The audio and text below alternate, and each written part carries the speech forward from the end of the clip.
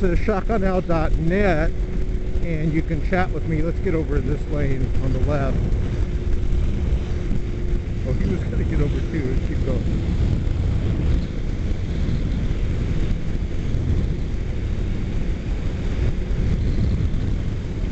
Alright, let's go through these corners up here. Here he comes. Well, there's actually not a corner, so I think we're going downhill first, and then we pick up speed, and then we go around the corners, but we'll see if we get you some good footage. Let me talk to you about gas prices and motorcycles and all that. Might as well do this video. And he's right here to my right, just a couple of clicks behind me, about 5 motorcycle lengths behind me. But a lot of people will email me from time to time, and they'll be asking about, should they get a motorcycle? Okay? Yes! You should get a motorcycle! Because it's great to save on gas. You know, by the way, I'm getting my zero gravity windscreen today, God willing. I saw FedEx was shipping it. So you should get a motorcycle.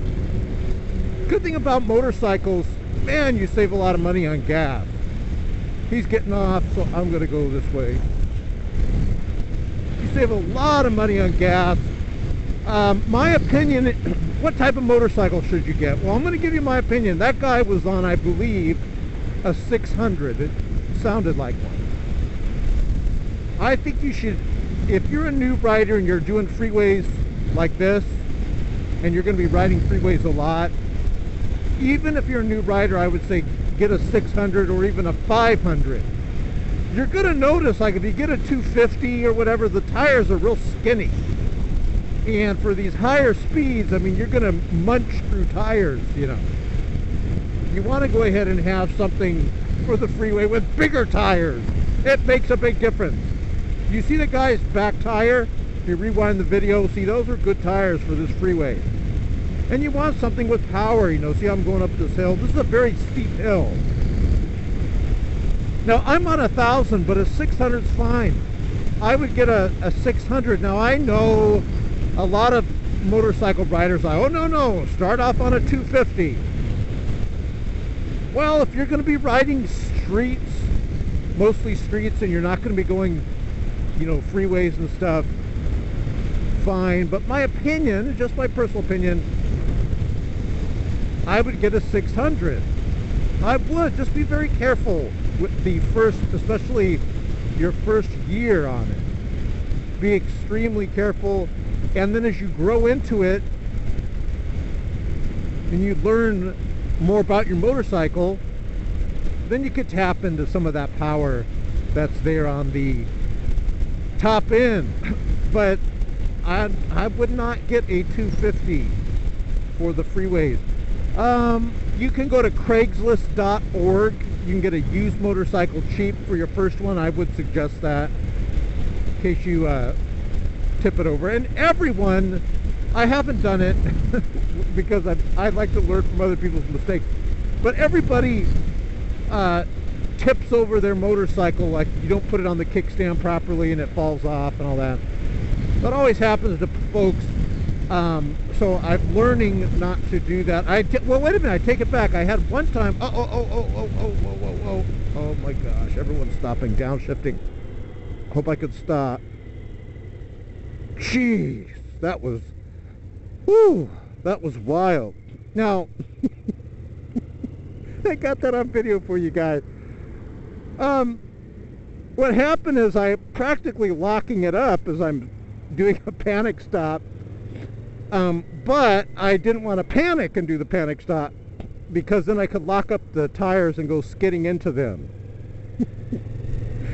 I'm over here bragging how I'm over here bragging, oh, I've never crashed, which I haven't. I was just about to tell you the story of how I was gassing up at the gas station and I didn't put my kickstand up all like properly locked in a position, and the motorcycle fell on me and pushed me up against the gas pump. But in a way, it's good that it fell on me, because if it would have fell the other way, it would have broken the mirrors off. So there you go, folks. You just saw how to do a panic stop. And I was looking kind of in my mirror, and I see all these people almost gonna run into the back of me because we all had to stop real fast. So you see how I cut down the middle like that? Kind of just cut down the middle because you don't want to get hit from behind and then do like Superman flying over the car. So a little bit on that panic stop. What I did is most of your braking is going to be done by the front brake.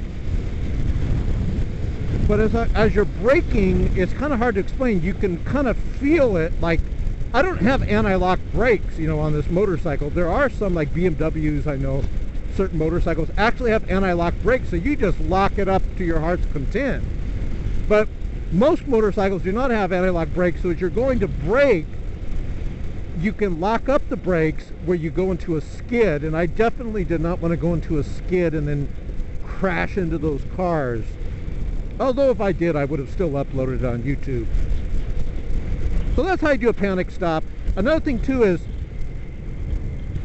you learn this at MSF, focus on keeping the motorcycle straight. If you start going like this a little bit while you're braking, and then it could go, and then you see that happen a lot, like on motorcycle races. You can see that on YouTube where it starts sliding out from underneath it, sort of like what do you call it? You know, it's on the tip of my tongue. You know, like the cars do it? Drifting. That's it. You start drifting a bit, and then all of a sudden that tire catches, and then it goes shoot, and then you shoot up in the air. So drive safe out there, folks. Well, we avoided another crash. Jeez, the mean, unforgiving, evil freeways of California. I'll see you below right here, shotgunnow.net. See my website below. You can see some more videos there. You know what I'm going to do? If you want to see a video of me almost getting hit by a truck, there's going to be an annotation here. Click it, or look below this video and click it. And I got on footage, I'm getting off the freeway and this truck comes from this side and almost, I mean within inches, literally, almost takes my arm off. So check that out, and to all my biker friends out there, ride like the